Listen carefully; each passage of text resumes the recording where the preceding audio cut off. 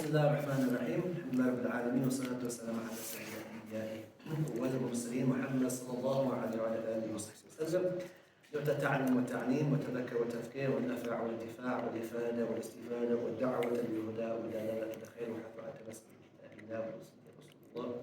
سبحان الله والحمد لله ولا إله إلا الله والله أكبر ولا حول ولا قوة إلا بالله العظيم. سبحانك لا علم لنا إلا ما علمتنا إنك أنت الحكيم. لا حول ولا قوة إلا بالله العظيم. Assalamu alaikum to everybody. Thank you for coming, inshallah. Today's class is slightly different to what you're normally accustomed to, but you will find it very useful. Initially, I was going to do two parts to this class, but when I looked into the first half of the class and I started pondering and thinking about it, it started to develop and I could see different aspects to this topic, and it grew and it grew and it grew until I realized that half the class would not be enough. So I kind of realized that this topic needs its own class, inshallah. Which I think to do justice to it is probably worthwhile, and I think you'll see the benefit of it at the end, inshallah. Okay, so this ties into the actual topic. Alright, so here we have the BBC News. Man who burned Quran shot dead in Sweden. Alright, so this is a man who sparked violent protests after burning the Quran, has been shot dead in Sweden. Okay, he was killed in his apartment on Stockholm on Wednesday. Unrest broke out after Mr. Mumbika set fire to a copy of Islam's holy book outside Stockholm Central Mosque. Stockholm police said in a statement that 5 people had been arrested after a man in his 40s was shot dead overnight. Officers were called in a statement, and when officers were called into a suspected shooting, and it goes on and on and on. Alright? Anybody hear about it? Nobody? Annie, you heard about it? Interesting. This is an interesting one. By the way, that one in Stockholm was the 30th of January, like last week. Okay, next one. Man jailed after downloading 3D printing gun instructions. Police discovered the documents along with messages supporting ISIS after downloading his phone during a Schedule 7 stop at Heathrow Airport. MashaAllah. And the first Islamist extremist to be found with plans for 3D printed firearms has been jailed for 7 years after using a far-right internet channel to download the instructions. Very interesting. Abdullah Muhammad, 33, from North London, had used encrypted messaging app Telegram. Okay? Police discovered the documents along with messages supporting ISIS after downloading his phone during a Schedule 7 stop. Okay, it marks the first time that an Islamist, Muslim extremist, has been found with instructions on how to make the homemade weapons which were developed by anti-gun control fanatics in the US. Alright, on the way to Kenya. Well, I know what was going through his mind. Let's see. Alright, this one. And this was the 17th of January. Islamic State suspect appears in court. A man has appeared in court charged with belonging to the Islamic State group. Musa Abdurrabban, 23, from Worcester, is also charged with professing to belong to the prescribed terrorist organization in August 2023. He appeared at the Old Bailey via a link from his prison. Alright? Oh, I did have it. Okay, we'll get to it in a Second, this is quite interesting. You hear about this guy? Yeah, you all heard about it, right? I think for me, this part here. This part is interesting. Loners and misfits and young men and women in their bedrooms accessing all sorts of material online. Are these the new threat to our security? That's how Keir Starmer, the Prime Minister, put it as he told us last week that terrorism has changed. Loners and misfits and young men. For me, the issue is in their bedrooms accessing all sorts of material online. All right? No longer do you need to be sat in a mosque or in a dark corner or in some shady basement somewhere, in your comfort of your bedroom, and you can be indoctrinated to all kinds of views. Right? Did? All right. This is an interesting one. This one here. All right. Give Kareem the microphone. Let's read. Start at the top here. Muslim convert found guilty of planned terror attacks. There we go. Start. Listen to that. A Muslim convert who threatened to flatten a Very mosque. closer. A Muslim convert who threatened to flatten a mosque and plotted to attack an Islamic cleric who is an outspoken critic of terrorism has been found guilty of preparing a terrorist act. Jason Savage, 35, was convicted at Birmingham Crown Court on Thursday. Video footage released by the West Midlands Police after his conviction. You're from Birmingham, right? Yeah. All right. Showed him filming reconnaissance near a mosque. Reconnaissance near a mosque in Wright Street, Small Heath. Savage. You know where Small Heath is, right? Yeah. Savage from 4th Avenue in Small Heath was remanded in custody for sentencing at Birmingham Crown Court on 11th of April.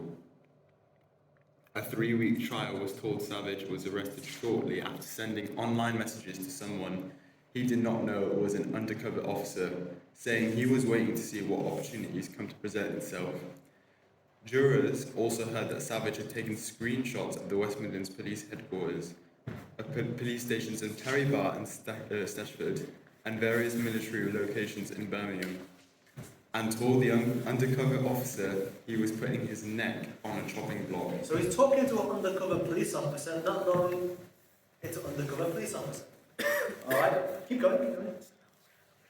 Turned it off. Prosecutor Peter Ratliff alleged that Savage had planned to commit and film an attack. He told the court the defendant converted to Islam at some point in the 2010s and followed an extreme and violent path of the Salafi movement, of which organizations such as Al-Qaeda and so-called Islamic State were particularly notorious examples. Do you want me to continue reading? Prosecutors alleged that Savage had carried out reconnaissance with a view to attacking a cleric, bookshop and mosque in the Small Heath area, whose approach to the Salafi movement was entirely at odds with his own. The mosque, shop and publishing house advocated the strands of Salafism that stressed the importance of non-involvement in social or political activism. The court heard while the cleric was an outspoken critic of Islamist terrorism, arguing that it was entirely incompatible with the true essence of Islam. Mr. Ratliff said, a key feature of the defendant's words and writings was his real disapproval of disbelievers, but particularly... Kuffar. He hated the kuffar. Keep going. But particularly those he considered were false followers of Islam. By February 2024, the court heard Savage was referring to watching knife-fighting techniques on YouTube and posted a video of Osama. Knife-fighting techniques, ayo? On YouTube and posted a video of Osama bin Laden. Mr. Ratliff said Savage claimed the mosque he filmed outside needed flattening and spoke about how his targets were to be hunted down. On 11th of March, the court heard the Savage went to the area around the mosque and recorded 3 mobile phone videos. 2 days later, the jury heard Savage made internet searches about homemade firearms and ammunition, including pipe guns, nail guns, firing pin mechanisms, and shell casings. His conduct also included research into the manufacture of components of firearms and the lethal use of knives. Mrs. Justice Farby ordered pre-sentence and psychiatric reports of Savage to be prepared before his sentencing. And we will wait to see how many years he will get. No doubt he will get a hefty, lengthy prison sentence, because that's not going to go, he ain't going to get a year. You're looking at several years he's going to get. Jamie, do me a favour, just if you can move to the front, yeah, there's a reason why. All right, several very uncomfortable news articles that tells you that, and that's within the past couple of weeks, yeah, and there's more, but we'll settle with that. And today's class is tied into that in ways that you may not seem clear, but at the end you'll understand, inshallah. Right. Now today's class, you guys are going to do the work more than I normally expect you to. Okay? Hence, you can sit near the microphones. Okay? Inshallah. Okay. Jamie, you've got the microphone next to you? Alright, here's a hadith of the Prophet. All we're going to do tonight is this one hadith. Nothing else. Alright? And we are going to analyze it in ways that you perhaps are unused to. But we're going to I'm going to ask you questions that are going to bring out meanings in this hadith. Not that you guys are scholars, but just I need to use your intellect. I'll ask questions and inshallah. When I realized how much was in this hadith, I decided to give this class, a whole class, just in this hadith, which I don't normally do. I mean, last week we spent 2 hours talking about the Isra and the Mi'raj, that was like a whole bunch of different hadith. Today, just one hadith, inshallah. This is, again, a bit unusual, but you will see why.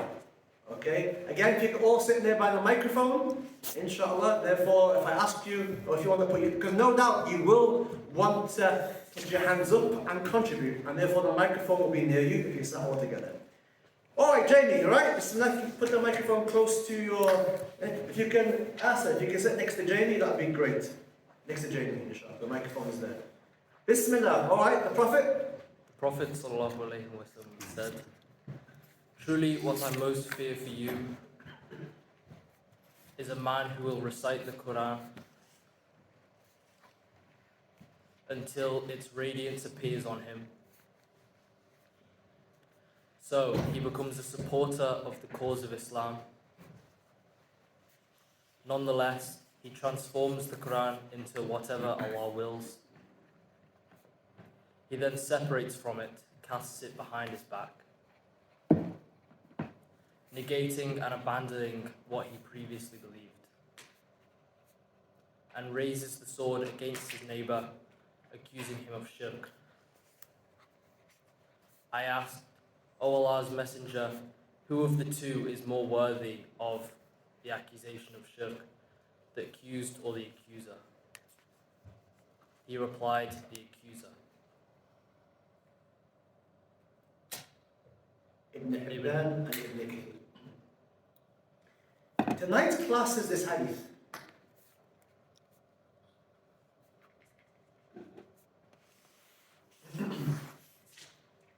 Alright, let's trace this journey of this individual. This could be a man or woman, by the way. Alright, but let's see, we're going to trace it. So, we begin with a man who does what? Hands up. Raise your voice. Recites the Quran, right? Okay, why do you think Alright, this man decides to start reciting the Quran. What would be the wisdom? What would be going through his or her head? What would be reasons to start reading the Quran? Aywa. It's the revelation of Allah. True. And what generally when people start to read the Quran, what does that mean? For an individual. What made them do that?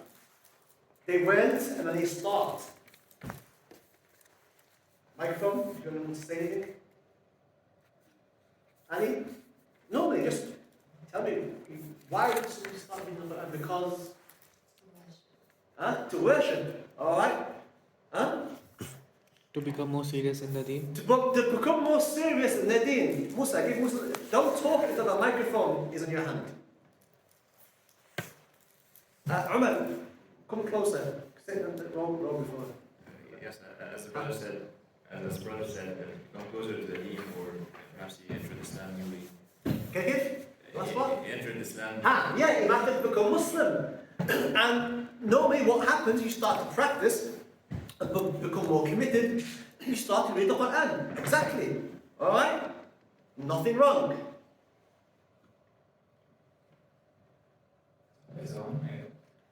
To get closer to Allah. Yes, to get closer to Allah. Alright. Good. Alright. Until its radiance appears on him. This is what I need to explain. When you read the Quran and you continue, because the Arabic, the way the Arabic is that the person keeps on reading the Quran morning and night.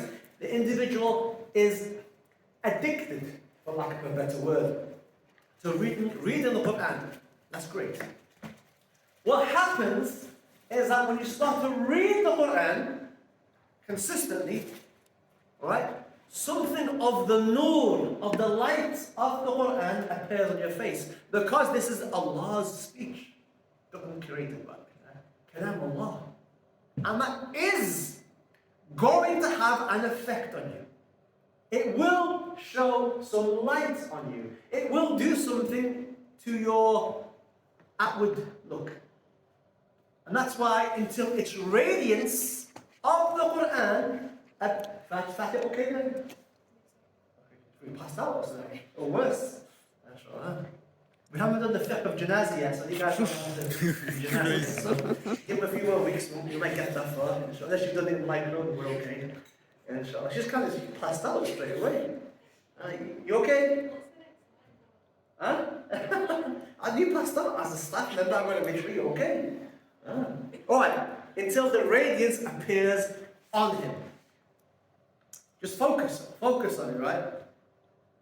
Man or woman has gone from not practicing to becoming serious about his or her faith, either because they're converted or because they made tawbah, whatever is the case, no problem. They start reading the Quran, reading, hatta, the Prophet says, until the radiance of the Quran appears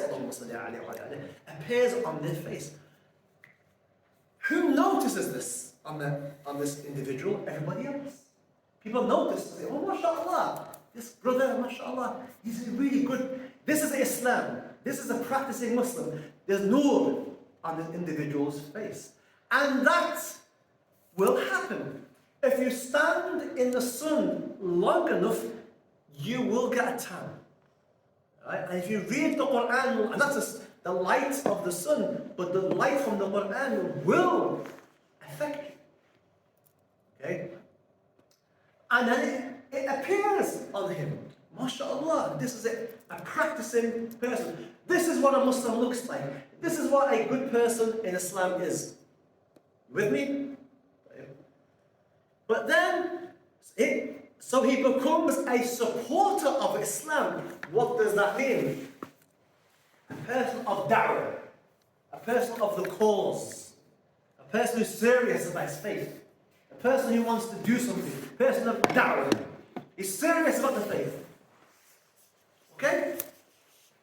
Up until then, nothing wrong, right? These are all things that we all should have. Yes or no? But then something happens. Alright? Nonetheless, he transforms the Quran into whatever Allah wills. And then he separates and he casts it behind his back. Or nabada wala dhahra. And in brackets, I put it in brackets because that's a bit more of an explanation, negating and abandoning what he previously believed. Not, he hasn't left Islam. And raises the sword. And does what? Goes after his neighbor. Why? His neighbor, mushrik. And then, he's not calling him a mushrik and that's it. He's going to use the sword against his neighbor. He's going to kill his neighbor. The Sahaba hearing this hadith asked the Prophet ﷺ, Ya Rasulullah, who of the two is more deserving of the accusation of kufr? Kufr is when you call somebody kafir. Shirk is when you call somebody, mushrik is when you call somebody, mushrik is when you accuse somebody of doing shirk. Both are non-believers. The Sahaba hearing this are asking, Ya Rasulullah, so which one is the mushrik? Which one is a non-believer? Which one has left Islam? And the Prophet ﷺ says, the accuser. He's more deserving of that accusation. Okay? He is more deserving of that accusation. أيهما أولى بالشرك. Alright, Bismillah. So, here's where the work happens. Looking at the hadith. Alright? How many people are involved in this hadith? Individuals, hands up. How many individuals are involved? Don't talk until you have the microphone. Jamie? Not including the... No, everybody. Oh. All the actors. 4. 4? Well, I'm not going 4. That's interesting. Go ahead, tell me. well, if you include the Prophet and No, tell me in the hadith itself. Oh, 2. Okay, 2. Who are they? The person who read and then cast behind the Quran, the person who he accused. Alright, so him, so the man himself, alright, and the victim, his neighbor. That's 2. Anybody else involved? Asr? Shaitan. Okay, yeah, that's true, but in terms of the hadith itself, you're right, obviously. If Shaitan's not here, I don't know where he's at. Sisters, anything? Jamie? Allah. Okay, yeah, but I'm talking in the hadith itself. Musa? Like the people who see the man. Ahsan, huh? Yeah, the people who see the man reciting Quran. Jameel, the people who see the radiance, al-bahjah in the hadith, bahjatuhu, the bahjah, the radiance, so that people in the community around him who see him and say, MashaAllah, the radiance, until its radiance appears on him. Who sees that? The people around him. MashaAllah. Noor, MashaAllah, that person is a practicing Muslim. So we have the person himself, the victim next door, the people. What else? Anybody else?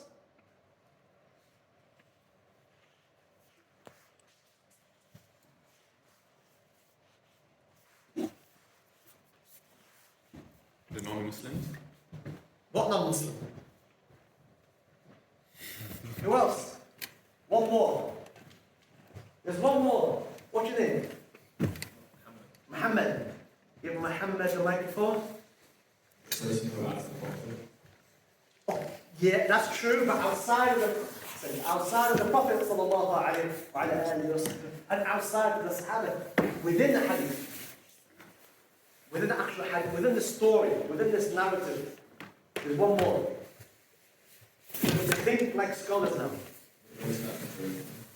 Get it? The person that doesn't convert. But there's no mention of him.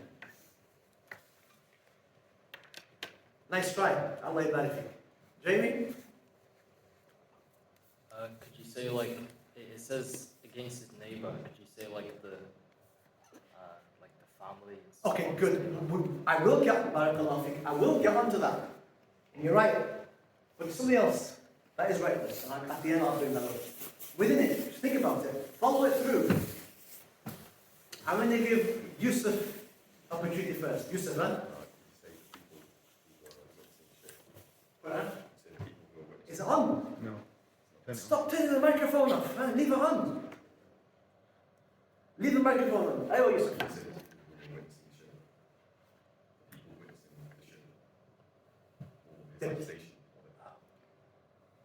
No, it's more clear on that. It's clear on that. It's there. Nice try. It's in the hadith. Go ahead. Very close. It's the people he guides. Yes! The people, he's a supporter for the cause of Islam. What does that mean? Person of da'wah. Person of talks. Kada, mashallah, maybe teaching perhaps. I don't know. Islam, he's a supporter for the cause of Islam. So therefore, people will see him in his supportive nature or da'wah for the cause of Islam. Yes. So there are 4 individuals, 4 identifiable people in this. Who are they? Number 1, The accuser. the accuser, microphone. Number 2, The accused. the accused. Number 3, Musa, the people who saw the nur on his face and say, MashaAllah. And number 4, the people who see him or who maybe benefit from his support of Islam and da'wah, Muslims. There are 4 people. We get that. And naturally, yes, you're right. You're right. The family members of the neighbor who he's about to attack. And we'll get onto that as well. But mashallah, you could argue. But within that, there are several different layers, for lack of a better. Forgive me for using that word. Okay. Inshallah. Just getting warmed up, by the way. Just getting warmed up. Alright. If you look at the stages, and maybe let's make it easier. Let's look at the stages. He began by reading the Quran, and we said maybe like he converted to Islam, or he made Tawbah, something somewhere happened in his life, and he wanted to turn a new leaf. MashaAllah. Alright? And after reading the Quran, MashaAllah, what happens to him? Radiance. Where's the microphones? Radiance from his. Radiance. Is that an overnight thing? No. So we're looking at quite a long time of reading the Quran until that radiance, that shine, of this observable feature on this individual doesn't come overnight. It's a long period of this individual reading the Quran, reading the Kalam Allah. Okay? So they are constant in their reading until the nur, the light of the Quran will appear on them. Understand, and this is the feature of tonight's class, a person can have 2 aspects, a dark and a light. A person can have observable features of nur, of religiousness, but also can have features of darkness. Do you understand that? I repeat it again. A man can have a woman, I'll stop saying woman, it's known, right? A man can have a part in that is religious and full of light, but the same individual can have darkness in their faith. That's the point. Okay? Right.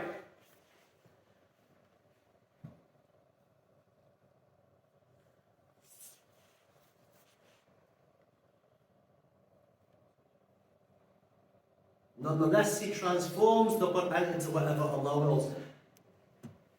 Did the Prophet ﷺ mean that the man, after reading the Quran, after being a man of hifz, of reciting, of tilawah, qiyam al-layl, whatever he was doing, mashallah alayh, he then changes the Quran into whatever Allah wills.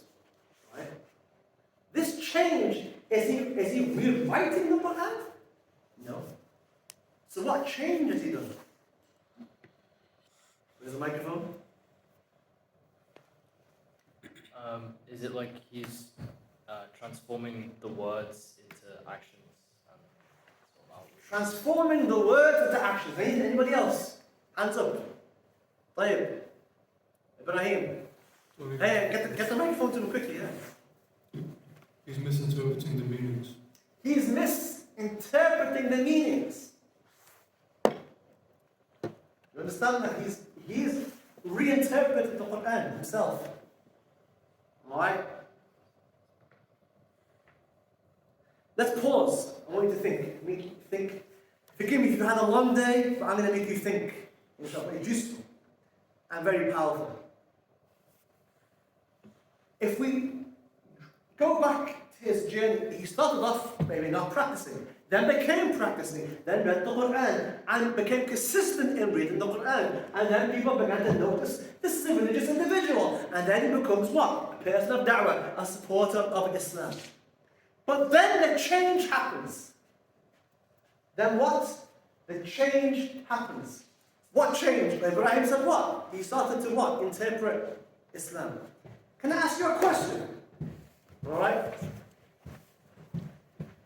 Why do you think he has begun now, at this point, to change the meanings of the Quran, to start to interpret? Why? Think about it. Ali, let's hear what you have to say. The girls are in now, mashallah. Go ahead, you go first, and we'll hear Fatiha as well, obviously. Okay, that we'll get to. Right? That's the answer to another question. But what I'm asking is that why is he starting to interpret now? Given the 2 steps before. Anything about that? Like from his years of reciting, he thinks he has knowledge. From his years of reciting, he has knowledge. But what else? You're right. What else? What else is he involved in? Jamie, where's the microphone? I was going to say that because he now has like nur and people recognize it, Yes. then he starts to gain like attention and positive. Yes. Excellent. Keep going. And he enjoys that. Yes, he enjoys it. Yes. So he Which leads on to arrogance. Keep going. So he looks for more of it. Aywa. So he starts to give out more and more of his own sort of opinions to people looking Exactly. for that kind of validation. That's why I texted you last night to make sure you're here for the class. Okay. All of that happened. Can you see it? Because as Fatih said, years of reciting the Quran, if we're going to say years, inshallah, has an effect. And Jamie, everything you just said, yeah, and more, or something else. Something else. Musa.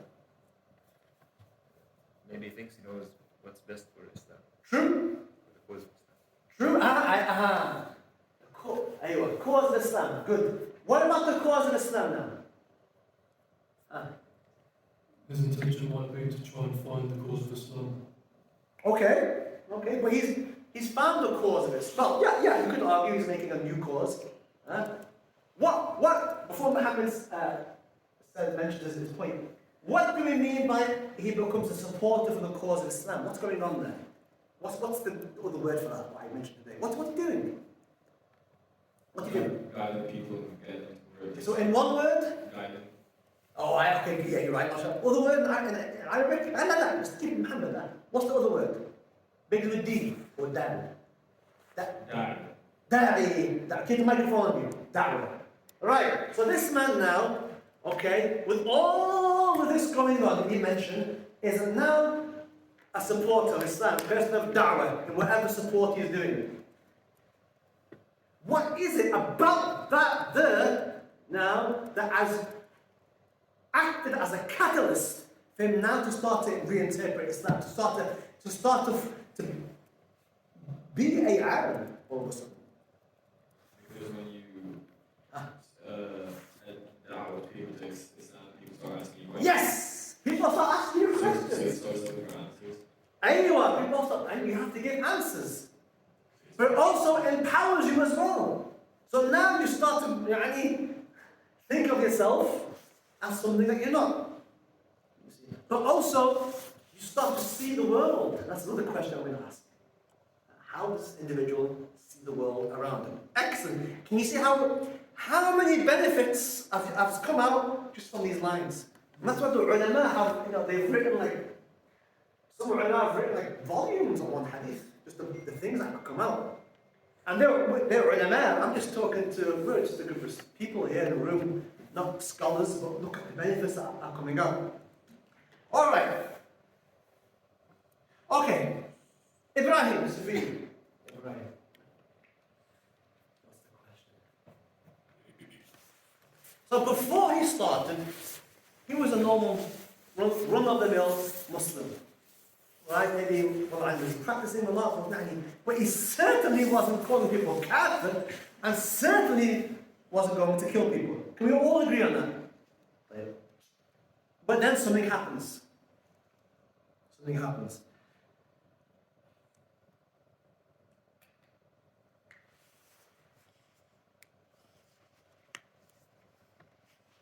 Here's the question. What's wrong? And I'll come to Ava next. Make sure you have the microphone next to you. What's wrong with this man's methodology? Think about it. What's wrong? Have a look. What is wrong with this man's interpretive methodology? What's missing? Muhammad sallallahu alayhi wa sallam. Okay, Allahumma salli alayhi, of course. La shak. La shak. Excellent. Yes. طيب. For the non-initiated, break that down what that means. What's wrong here? What's missing? Madhab. Oh, okay. More simply, you're right. Simply, what else? What's missing? This methodology. طيب. Ayman. Look at the microphone. Good. What's missing? So he says that he will recite the Quran until the way it appears on him, but that doesn't necessarily mean that he becomes an actor on the Quran. Okay, good. Barakallah fi. That answers a different question that I will come to. And if I leave tonight without me mentioning that, don't allow me to leave until you bring that point up. That's important because it will trigger something else in the head. But keep going. Well, don't forget what I've just said. Right? What's missing is methodology. I guess that he's not yet a proper alim anyway. He's not an alim, right? Shahid, where's the microphone? Can you add anything to Ayman's point? He's missing good intention. Okay. Well, he would argue, and he's a supporter of Islam. He would argue, his intention is pure. Obviously, it's not, which will come to another issue. Inshallah, you can have the most pure of intentions, but if your intentions are not in line with the Sharia, then there's nothing. What's missing? Is it? Hang on, wait. Ali? Very obvious. What's missing? It's lacking in context. That is correct. But what else? You're all right, but it's very obvious. Something. Give Jamie a chance. And I'll come back to Shahid. What's missing? He's not conferring with other people to see if his views are correct. He's just doing it all himself. MashaAllah. So what should he have? Teacher. Excellent! A teacher! Where's the sheikh? Where's the teacher? There's no teacher, right? It's all him. There's no sheikh. You said madhab, correct. There's no sheikh to give him a methodology of how to go about to interpret. There's no sheikh to stop him and say, listen, this is wrong. you're not a mujtahid, you're not mufassir. You started reading the Quran and all of a sudden now you started reading. This takes years of practice. Come and learn. Come and sit with the ulama. Go to Azhar, or go to Yemen, or go to Mauritania, or go to wherever. But sit with the ulama. You can't do that by yourself. Obvious, right? Good. Okay, next question. So the methodology, there's something wrong with it. Something wrong with the methodology. There's no alim, and he's arrogant. There's no methodology. He's not speaking to people. Why is he not speaking to people? And he said he's arrogant. Why am I going to speak to so and so? What for? I've got radiance on me. I'm a supporter of Islam. Here's a question. What do you think it does? Well, let me see the next question.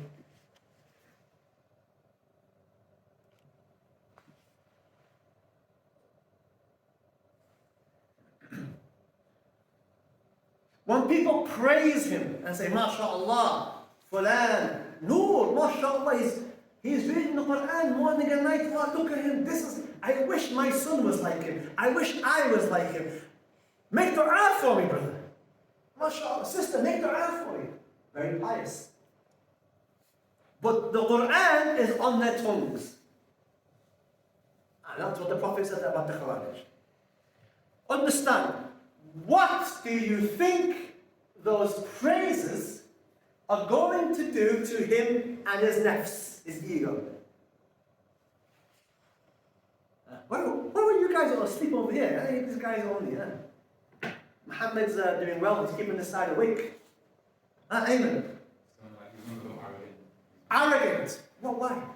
Because the more people praise you, the more like you're going to think, oh, I'm the guy. I'm this super. MashaAllah, look at so MashaAllah, hey, MashaAllah, I wish I was like you, MashaAllah, brother. And he starts because of the radiance of the Quran. And the Quran will give you radiance, will give you nur, it will give you that. But there's a difference between a person who that radiance is on the tongue and outward, and a radiance that penetrates and goes to the heart and illuminates the heart and illuminates the character. And this individual didn't get that. Alright, arrogance. Go ahead. It could also be the fact that all the praises and such becomes addictive and he starts doing it for himself. Okay, that's another danger, right? He gets addicted to it. And now he wants more of it. So his Quran possibly now, where it was before it might be sincere, now he's doing it for more praise, for more likes, for more followers. I want to talk about that. Excellent.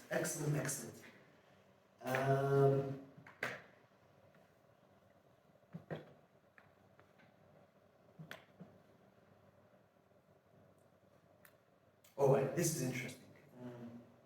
And my question is this. How do you think this individual sees the world? Knowing what you know now, at the end of what happens, at this point now, when he starts to interpret the Quran without a teacher, with arrogance, without a methodology, without going to ulama who can teach him, he's bypassed all of that because he's arrogant, I don't need that, and start to... Well, let me ask you the question first. Do you think the result would be different, pay attention, had an individual had a teacher who was like this? Pay attention. Would the result be different? And the result is obviously he's going to kill somebody. If a teacher who went through this transformation, all right, then taught somebody, would the result be different? No, it'd be the same. It'd be the same. If someone went through this transformation himself and then taught somebody, and that person will inevitably either go and do that which this individual in this hadith would go and do. In other words, a person might have a teacher who has this mindset, you see. The idea that a teacher is the solution, yes, but it has to be the right teacher with the right methodology who's learned Islam from ulama, who Islam is based on rahmah, based on mercy. Because a teacher with this mindset will produce the same results. Do you agree? Of course. All right, next question. How do you think this man sees the world around him? I am going to immerse you all into that individual's mindset. All right?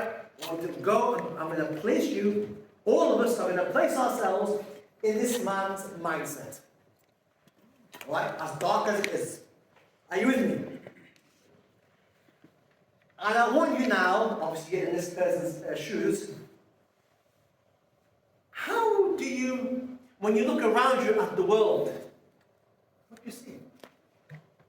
Look over the sisters.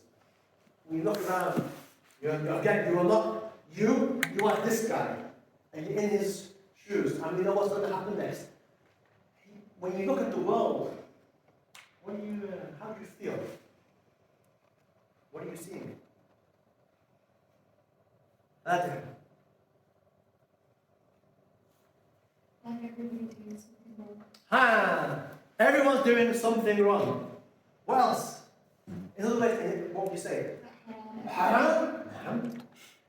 Person becomes judgmental, right? Anything else?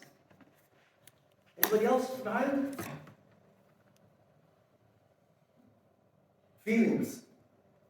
You just see a lot of negativity and darkness. Negativity and darkness. You're seeing negative. In this individual's eyes, the world is dark. It's negative. Everything's wrong. Everything's haram. Right.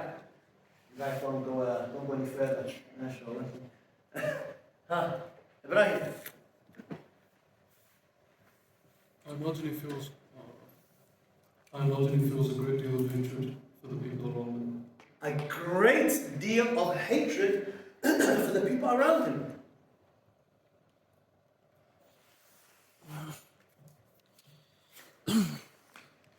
He feels so angry that he wants to do something for Islam. He feels so angry, so motivated by Shaitan, by the way, and his nafs, that he wants to do something for Islam. Because you're a supporter of Islam, right? Okay, what else? What else is this person? How does the world look? Keep going. Jamie. Well, initially, before the kind of change happened, he would have had good intentions and Yes. would have gotten value from what he was getting from like the Quran and the religion. But then, as he's got more attention, he's been getting more value from the people rather than the Quran itself. So now, when he's going around doing dawah now, he's looking less for the value of the Quran and more for the value of what people will give him. Right, okay, alright. And let's say one day people stop giving it to him. Now what? He wants it back. Alright? And obviously you can't get that, and you can't control people. So what's that going to do? It's going to make you what? Angry. Angry? Okay, I like it. Eamon, did you have your hand up? Yeah, I was going to say Microphone? that he'll start taking a very individualistic and self-centered approach. Explain. So he'll start thinking everything's about him and whatever his causes, obviously will take. Okay, wait, good. Stop a second, right? MashaAllah. You keep going, right? Get the microphone with you. Let's say I don't agree with your cause. How are you going to view me? I don't agree with your cause. I don't see it as a cause. Now what? What's that say about me now in your eyes? That you're not very open-minded, close-minded. I'm close-minded to your cause. Yeah. Right, what else? Am I serious? Am I a serious Muslim if I don't see your cause? I will accept your cause to begin with. Now what? Well, no, not necessarily. Wouldn't be a very open-minded person. Right, so you are this guy, and it's your cause. I'm not sympathetic to what you deem as an Islamic cause, for example. I have a different cause. And you want me to join your cause, and I don't. Now what? What happens to me in your eyes? Right. Where's the microphone? You become a deviant. And a deviant. Why? Because this is Islam. This This is the cause. And there's other thing. No, it's got to be this way. So his cause is Islam. And somebody said before, it's about him. And if I'm not with you, then I'm against you. And I'm a deviant. And that's him being kind. Because as we go on to explain, something far more greater, this video says. Okay, we need to move on. Okay. So he rejects the world around him. What about other Muslims? Will he be accepting of other Muslims at this point? No. He's going to reject everybody around him. How would this rejection, what kind of features would this rejection take? What kind of red flags? And another question I have is red flags. What would this rejection look like in the real world? Again, you are this guy. Alright? How would you make your rejection very clear? Where's the microphone? Don't talk into the microphone. Microphone's in your hand. There you go. Refutations. Okay, it's not to refute. Anything else? Jamie? He'd stop engaging in like discourse like this kind of conversation with other Muslims because It's any engagement with other Muslims, classes, no. In fact, he'd probably tell you don't go, right? He'd probably tell you that it's active going in, you're going to be misguided. Yeah? True or not true? What else? There's something else I'm looking for. What's your name again? Give her a microphone. Isolation. Okay, good, okay. And if you're isolated, excellent. What happens in the real world? What happens in Jum'ah? You don't talk to anyone. Or, Jamie, you try and lead people away from things like Jummah. good. Or, He leaves Islam. no, wait, no, this guy's still Muslim, by the way. I went to the Prophet says.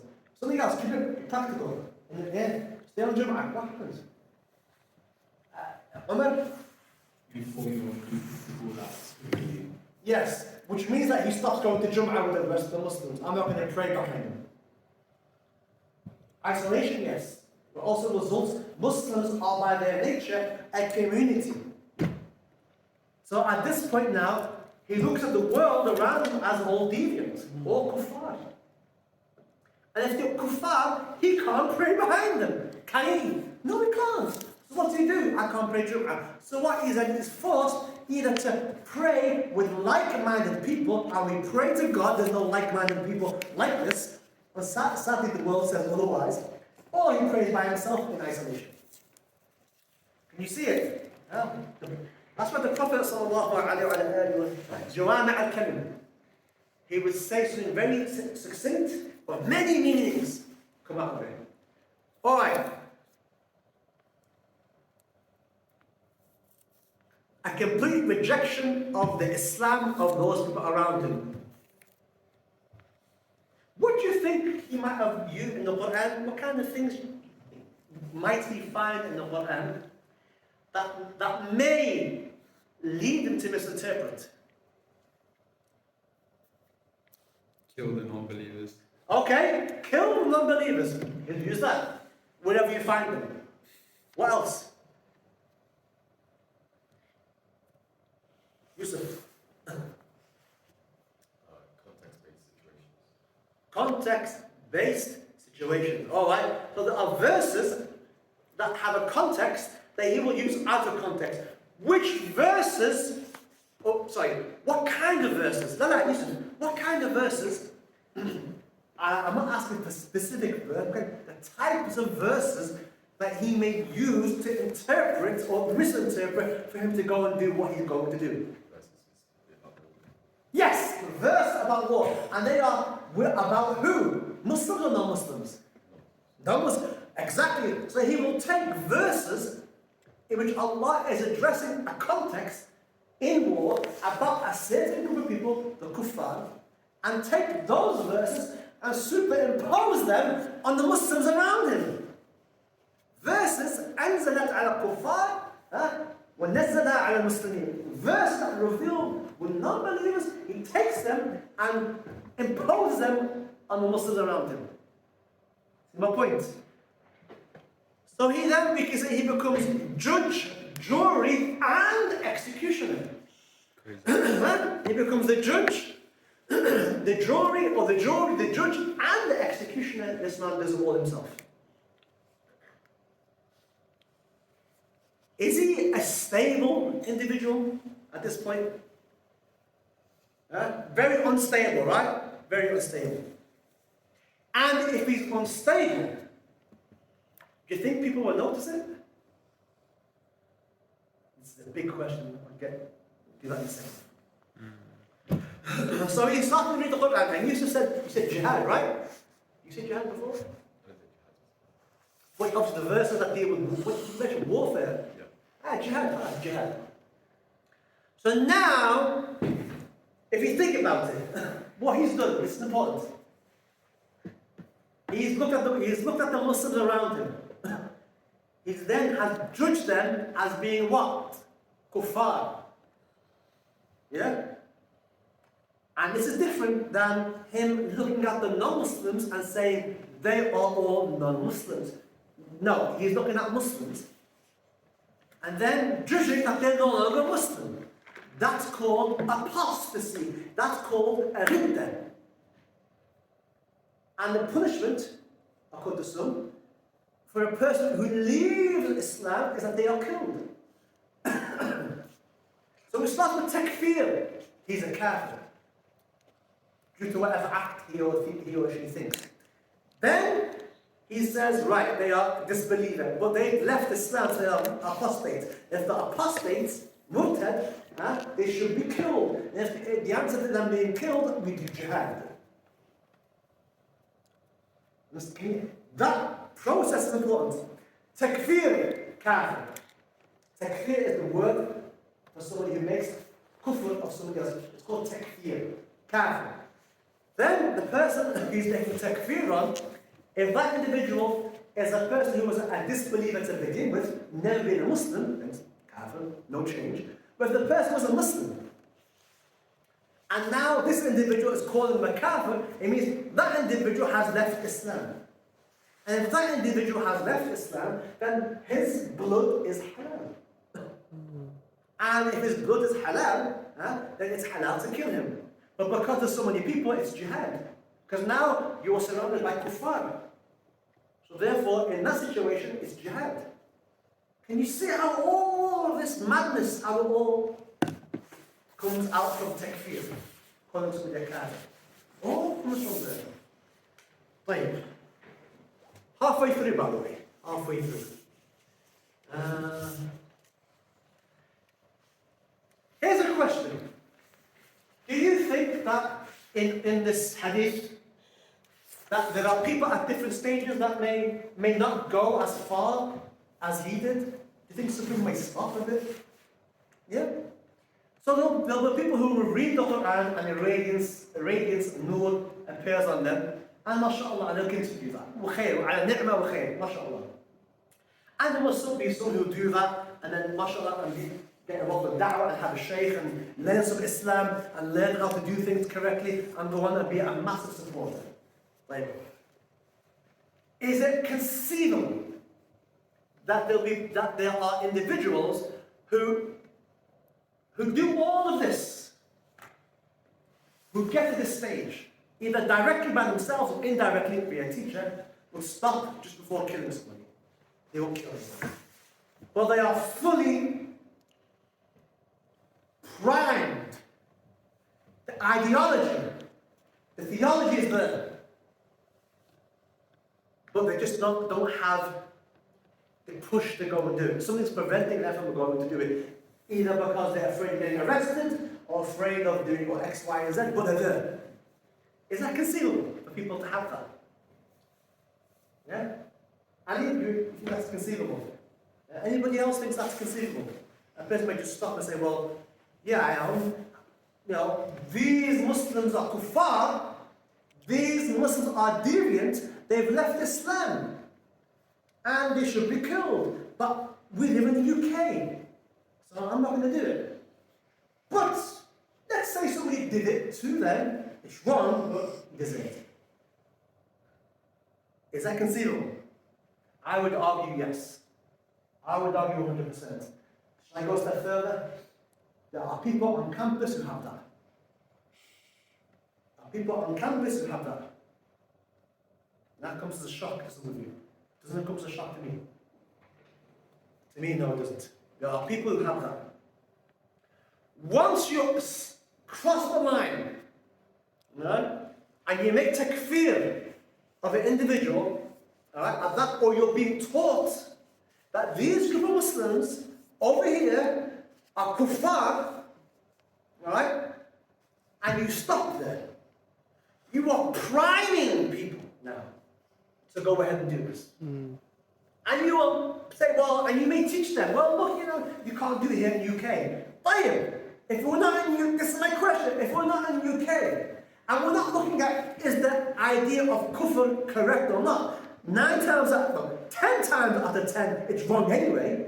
But on the assumption of going on their logic, this bloodthirsty logic, if you were in a situation or in a country or in an environment that would allow for the killing or the execution of these Muslims who do this act that you think is kufr, would you be okay with them being killed? They would say yes.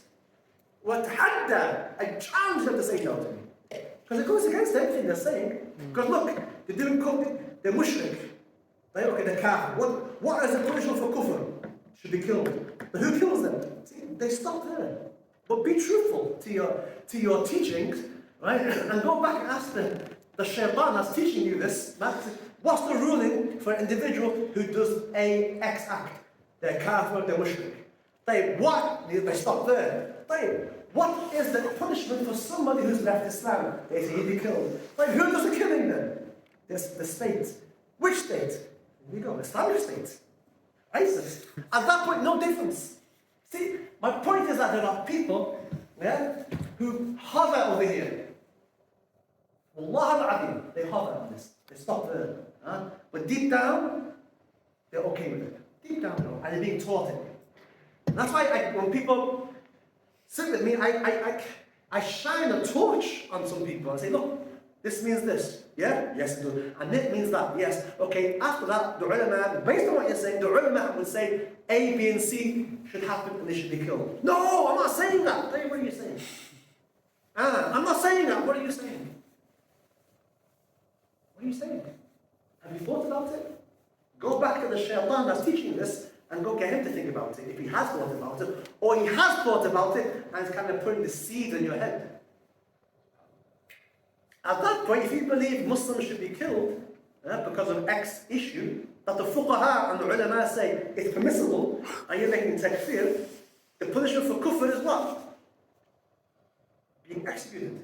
They'll say, well, no, they may be ignorant. Okay, let's say they're not ignorant. Let's say the ulama, the scholars. Now what? Because and the udhr b'jahl, that's an excuse to use. No, people don't know anything about Islam, they're ignorant. Maybe we'll go do da'wah. No, you've done da'wah, and you explain to them, and they reject what you're saying. And the ulama, not ignorant ulama now what? Should he be killed now? This alim who rejects what you're saying, who rejects your claim of kufr on him, this yes, he should be killed.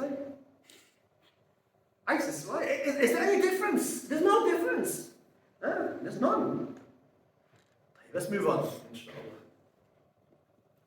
There are people who have the mindset of Khawarij and they're walking around. Not on campus, in other places. Why do you think he went for his neighbor?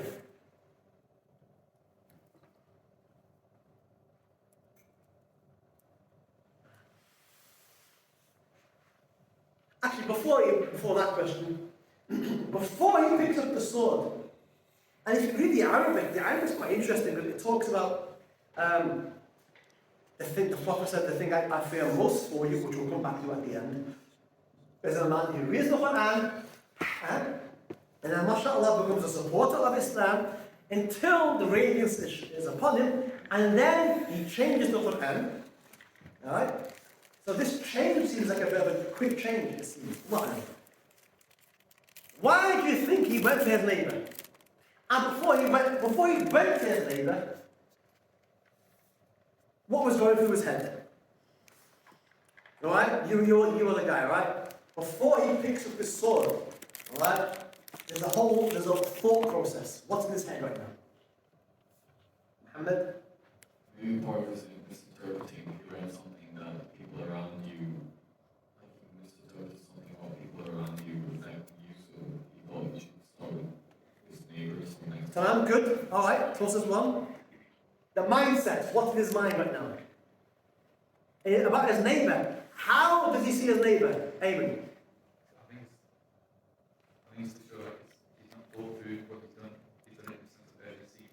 And so he just goes to the closest person. Yeah, okay, yeah, because if you think about it, it's interesting. The hadith says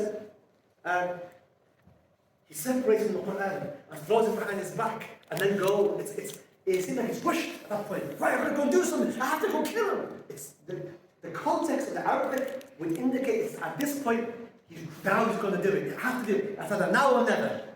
I've got to change the world. But excellent. But step back.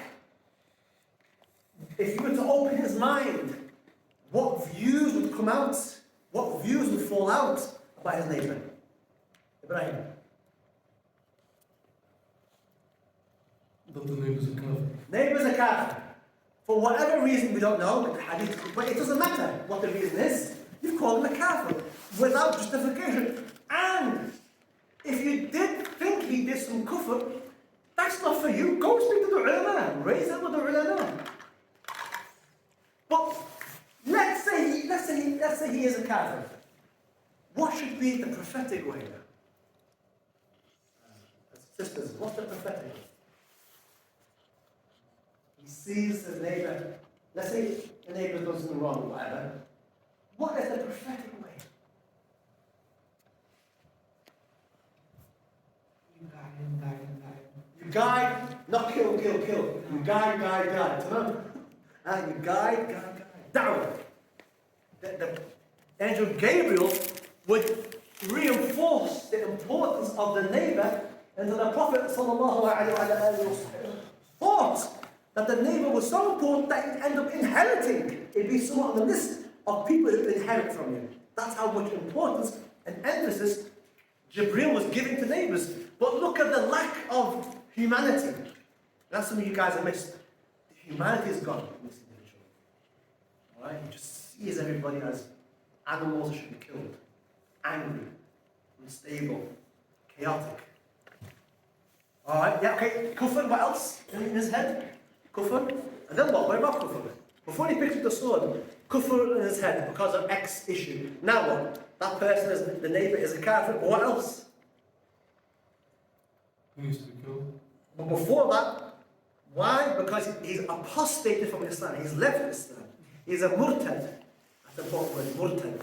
An apostate. What word? There are a series of words. If you ever heard these words being mentioned by Muslims, they are red flags. Red flags. 1,000 red flags. Murtad, kafir, mushrik. If they are the words coming out of someone's mouth consistently, on a regular basis, red flags. The man who is teaching you is this man here. Right? Red flags. All those words, red flags. Alright? And then go and kill. So before he picks up the sword, he's already formed an idea about his neighbour. You see, it's all built up over time. Now the urgency is what? He puts the Quran down, moves away from the Quran. In Arabic, he kind of, never there. He throws it behind his back. Down, maybe metaphorical. The idea is he rush. Picks up his sword and goes to his neighbour and calls his neighbour a mushrik. Okay.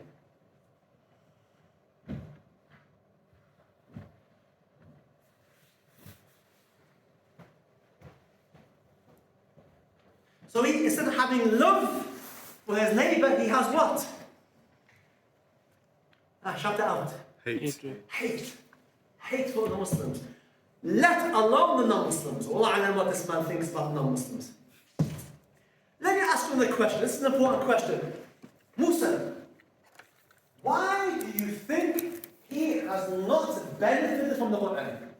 Think about it. Why is this man who had this radiance that people saw, why has he not benefited from the Quran? Arguably you can say, well, he has because of some radiance, but how is this same man that has nurani, has dhulumat, at the same time, how has he not benefited from the Quran? Because there are many people who will read the Quran and benefit, but won't kill. What is that about him? That's different. Why has the Quran not benefited him?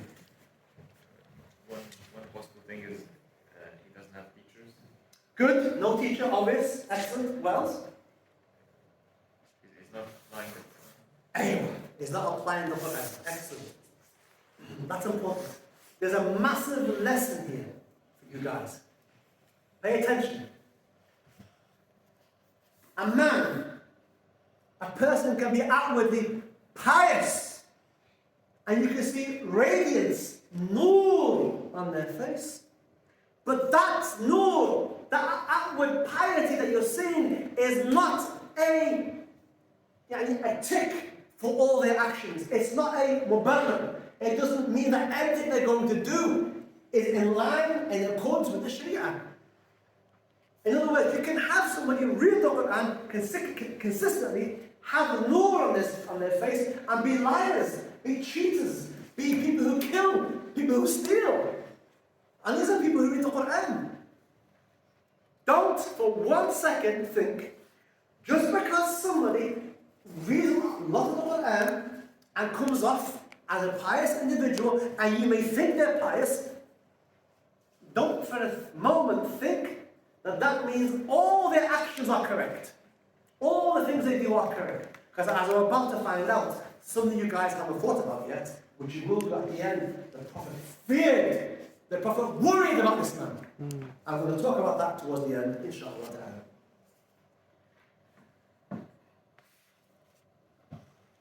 The Quran was only lip service. Tilawah, tajweed, beautifying his voice, or not applying it. We judge a man or woman by their appliance of the Sharia. Are they people of ilm? Are they people of taqwa? Are they people of wara'? Have as much nur come out your face, but if you're zalim, and you beat your wife, and you steal, and you cheat, and you kill, the greatest sin before shirk, this is a man of radiance. So don't for a moment think that a man that has radiance automatically means all his actions are correct. All his actions are radiant. No. And that's a lesson that the Prophet is teaching us. Sallallahu alayhi wa sallam. Who's more happier of the outcome, Shaitan or the Prophet? Shaitan. La shak. Shaitan's happy with his outcome. Alright. Why do you think the Prophet sallallahu alayhi wa sallam said, truly what I fear most for you? It's the biggest challenge. Hang on. No, sorry. Slow down. When the Prophet says, إِنَّمَا أَتَخَوَّفُ, the thing that worries me the most, the thing that I'm worried the most about, when the Prophet is saying that, it's a massive thing. It's a massive opening statement. The Prophet is worried about this individual. Why is this type of individual, right, somebody that the Prophet is worried about? Why? What is the danger of this individual? Very simple. That's it. Microphone.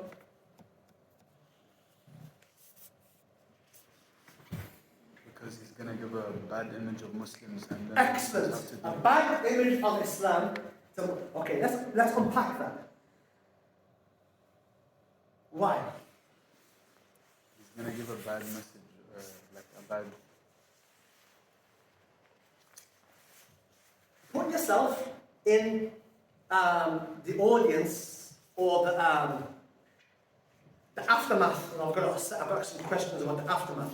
At the end of all this, You're looking at the situation, you're looking at this man, you're looking at his place in society, a man of Quran, radiance, a man of da'wah, a supporter of Islam, people say he's pious, and now what's he done? What's he gonna do? He's gonna kill somebody. So, what kind of confusion is that going to cause in people's heads? Umar? No.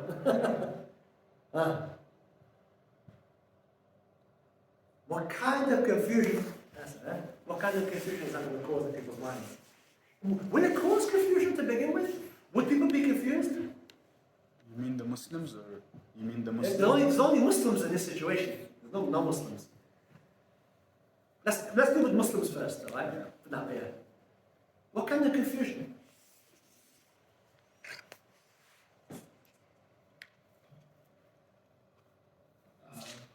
Confused about what he did, if it was correct or wrong. Yes! If it was correct or not. Why though? I guess it's because they perceive him as someone with radiance. Yes! The radiance on this man's face and him being associated with the Quran and piety, quote unquote, and religiousness, and then he's gone and done this, will leave people thinking, hang on a minute, is this right? Is it right? Maybe what he's doing is right. People are getting confused, right? I want to unpack the confusion in that society. What else are going to come out with? Yusuf.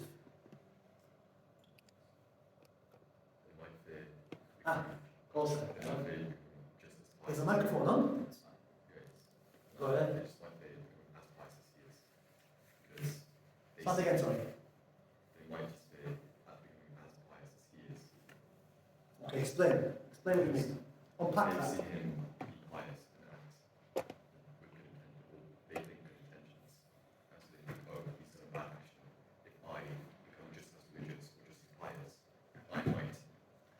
Alright, good, excellent.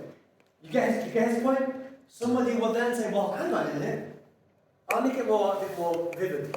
The parents of children, ooh, and they see their son now reading the Quran, and they associate, ooh, my son's reading the Quran, my son's praying, my daughter's wearing hijab now, my daughter's going to class. Whoa. Wait. Don't be an extremist because so-and-so did that. That's one character. Keep going. Unpack it more. There's more there to unpack. What else? Excellent. Close it. He also propagates, so he creates more people like him. Oh, yes, I forgot to mention that. He may, again, what's the question here? Why is the Prophet fearful? What is worrying the Prophet about this man? Because he'll be teaching people as well. So he'll be producing mindsets or seeds. He'll be planting the seeds of this in people's minds. Because people will go and learn from him. Because they see the radiance. And supporting Islam. And he'll be planting these seeds of takfir in people's minds. And producing. So in other words, you can see how it starts to. It's not just one man. It's a methodology that doesn't stop there. It continues. The seeds continue to grow in the hearts and minds of people he teaches. Can you see how dangerous it is? Can you see why the Prophet was fearful for this man? What else? Something else. Where's the microphone?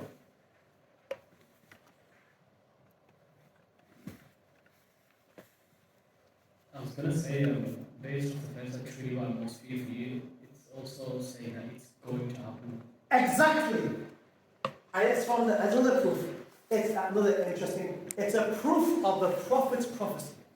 Allahumma salli ala min dala'il an-nubuwwah. Because he said, when he's foreseeing this, it's going to happen. And him, sallallahu alayhi wa sallam, what we're talking about in modern terms is radicalization. Yeah?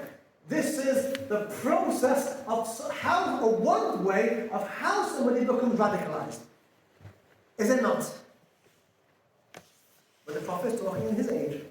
So yes, yeah? In fact the Prophet said, I fear it's going to happen, and it has happened. And hence, I'm just giving you a whole bunch of news articles there. All those individuals in those news articles are proof of this hadith.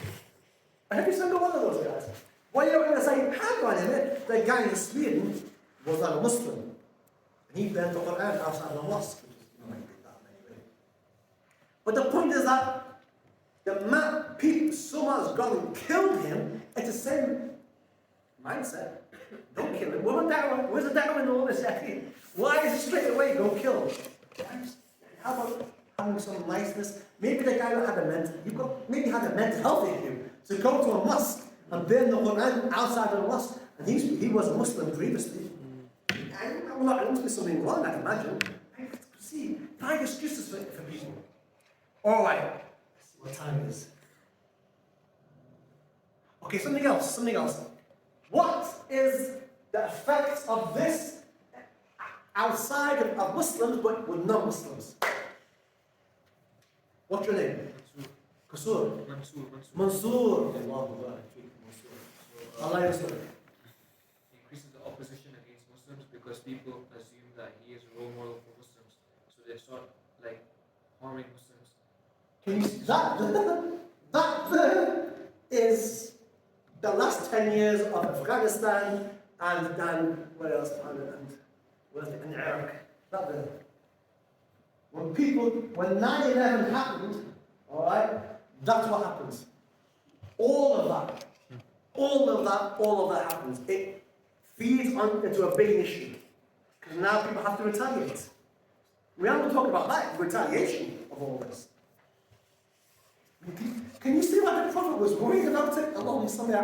Because the words are succinct, but the Prophet is like saying, look, give us the blueprint. It doesn't just harm the individual and the neighbor, it harms everybody. In ways that, subhanAllah, the more we open his hadith, the more meanings come out of it. Sallallahu alayhi wa alayhi. Yes, everything you said. The invasions of countries, because of it happens, people invade countries. Wallahu wa la hawla wa la quwwata. Let me give you another one. Let me give you another victim in all this. People will leave Islam. They're apostate. In the real sense of the word. The Quran did that to him. Therefore, they will associate the crime of killing not with the man's actions, but with the Quran. And the Quran, therefore, is wrong, and this religion is wrong, I'm leaving Islam. I leave Islam. And that has happened. That has happened in abundance in the Middle East. We spoke about it on Wednesday in the class. When people become atheists because they fail to realize that the actions of the man are his actions, but they mix the actions of him with the Quran and Islam. And therefore, they reject. What they should do is reject the man's actions, but they reject Islam and leave Islam. Is that something we should not be fearful of, on top of what you've mentioned, Mansoor, and everything else? Can you see why the Prophet was so fearful of this? Allahumma salli alayhi wa alayhi. La ilaha. Okay, we've nearly finished. Just bear with me. There's a few more things I want to kind of open up for you. Okay, let's switch it around. You now are the neighbor. You're the neighbor. Okay? And you see your radiant friend next door, okay, who you may have noticed starting to become a bit more angrier and more judgmental, now running at you with a sword and calling you mushrik. You're the neighbor. Tell me, what's going through your mind? You know, put yourself in the shoes of a neighbor. What's going through your mind? Once the microphone is in your hand, then to speak. Answer. They think that all the wrong things they believed about Islam is proven right by his action. Okay, what else? Fatiha. What else? Coming at you now with the sword. Mushrik, female version.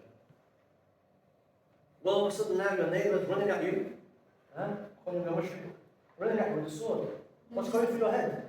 We've lost the way it's Huh? now. We've lost the way it's now. Alright. On the human level, what's going through your head? Mama's gonna stop. Hey, give me the microphone. It's on the human level, right? You haven't got much time to think because he's running at you. What's going through your head? Take my own life. It's going to take my life. What? Why? Okay, so what emotion are you going through right now? Fear. Fear. You're fearful, right? You're scared. What's going on here? Comes running at you with a knife.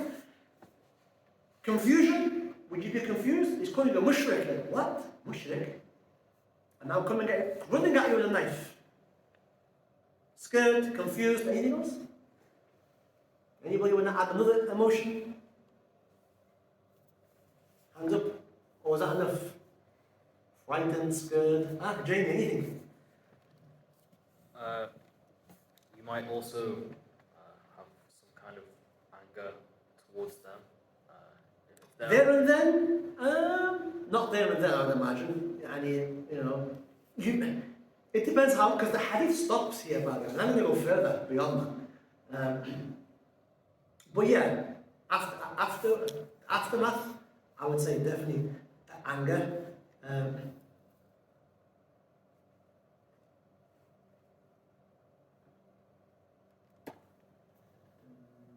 what else?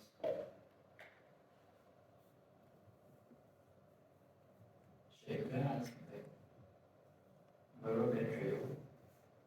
Betrayal. Betrayal? Explain. Just suddenly, since Protestants are Muslims. Sorry? When you suddenly see another Muslim person attacking you, Yes. accusing you. Yes. Betrayal. Naam, of course. Are you coming back or are you going? I'm going to the toilet. Okay, inshallah. Betrayal, yes. Excellent. Anything else? Ayman, any emotion from you? Other than the emotions we've had already? Betrayal, fear, confusion. What's going on? What's the matter? Ishmael? Anything else? Very scared. Okay? It's not said scared, I said very scared. Of course, very scared. Anything else? He'd be traumatized. Traumatized? No. No. Alright, I'm going to move on to the next part. Are we accepting of the idea or of the reality that a person can have radiance from being practicing but have darkness, takfir at the same time? Can these two realities exist in a human being? Yes. That's what the Prophet is telling us. And that radiance and that practice and that piety will confuse people in all the ways you guys have just mentioned. Can cause confusion in people's minds. People can't understand what. Some people will say, yes, it's right what he did, and they're just as guilty as him. And some people will be confused, I don't understand. And some people will stop. And some people will say, well, maybe the Quran caused them to do that, which the Quran allows people to kill. That doesn't make any sense. No. Atheism, confusion, it causes so many victims, this individual.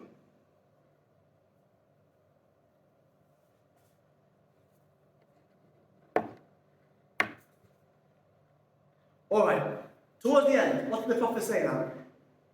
About him. The Sahaba asked the Prophet a question. Who then is the mushrik? Who then is the one whom the label of mushrik is more applicable to? And the Prophet says who?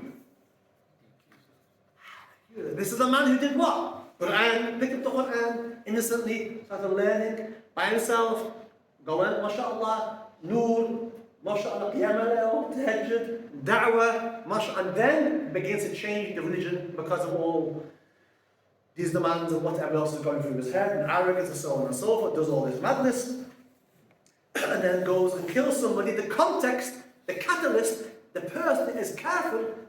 And the Prophet, the Sahaba said, well, which one is the kafir really? And the Prophet said that the label is on him, alright? Who is more worthy of the accusation of shirk? Lo and behold, who? The accuser. And that's why calling another Muslim kafir or mushrik. You don't do that. And Sheikh Fulan, Ibn Fulan, alright, says that people who do X act, you be quiet. Alright? And reality, that Sheikh has the issue himself. When people just make takfir, mishkila. When your Islam is an Islam of criticizing and calling people bid'ah, and kafir, and mushrik, and grave worshipper, this false lie that has caused and contributed towards the killing of thousands of Muslims, grave worshipper, that's it. How would you do that? Alright. We're going to go past the hadith now. Right?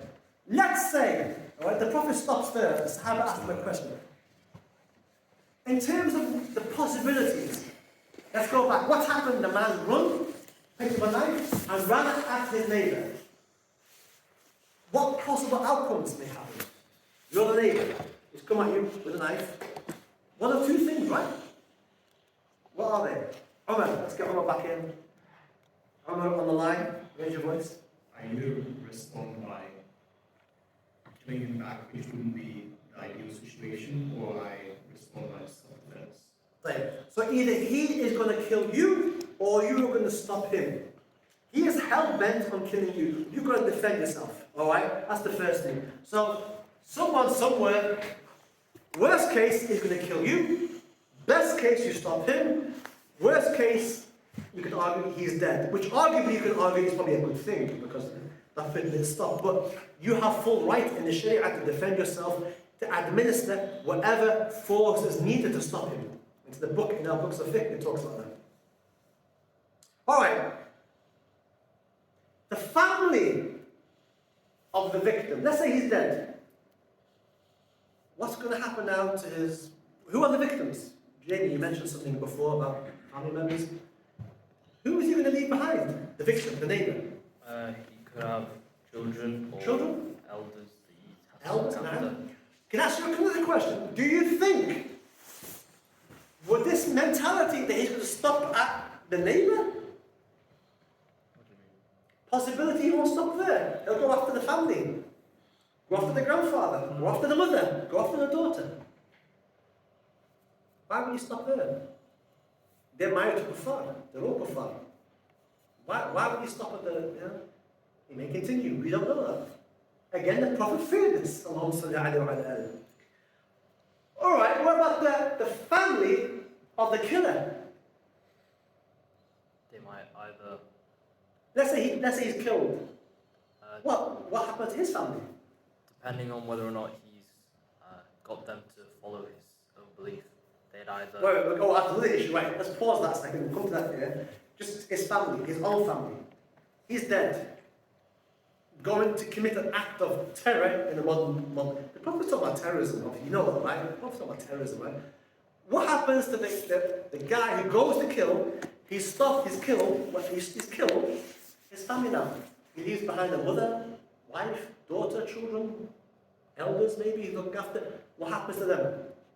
And the trauma that they have to go through, knowing that their father or brother went and did this. How is the rest of the community going to look at them? They might be outcast. Right? They're the victim of all of this. Alright, do you think in all of this, alright, there were signs? The sister over here mentioned isolation. You would be isolated. Is that not a red flag? In their bedrooms. In their bedrooms. Stop praying Jum'ah. Making takfir. Pay attention. It's important. Pay attention. Were there red flags in this man's behavior? That looking back, people say, oh, subhanAllah. He was talking about everyone was kafir, these people should be killed. Because no doubt he'd be talking about this. He'd be vocal about these views. He wouldn't keep it to himself. There'd be someone somewhere he would have said something to. And likely it'd be family or friends or his students. But somebody somewhere saw it happening. True enough, is that legitimate? that a fair point? Yeah? He wouldn't have kept it to himself. He'd be so angry, he would have mentioned something. So there were missed opportunities. Yes, amen? Missed opportunity to stop it. If you afterwards realize, oh, subhanAllah, I should have stopped that. I could have stopped that. I saw him talking about this. I saw him talking about his neighbor, that his neighbor should be killed. And I saw him look at the knife, and I should have realized. I should have alerted the police or something. I should have alerted somebody to this. And afterwards I should have done something. Would that person be guilty? Would that person feel bad that he could have stopped someone being killed? Yes or no? Yes. Missed opportunities. And Islam teaches you that. Al-amr bil-ma'aruf wal-nahi al-munkar. Enjoying the good, forbidding the evil. And is it not an evil? The Prophet feared it. And if the Prophet feared it, he wanted us to prevent it from happening. Yes or no? Louder, yes or no? Yes. So do you think the people should have said something who knew? Who saw the signs? Yes.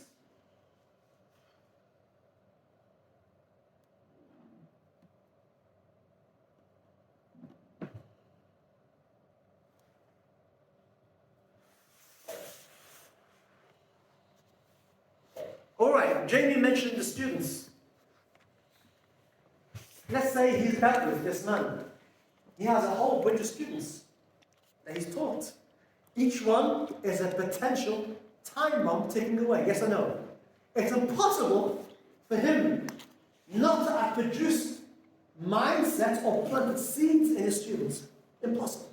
Or in his da'wah store, or online. Impossible for him to remain silent. He would have promoted this. In other words, now, he might be dealt with, but he's left a generation of people with that mindset that at any point could go and do it.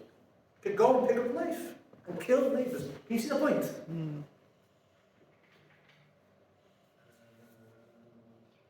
going to quickly finish off.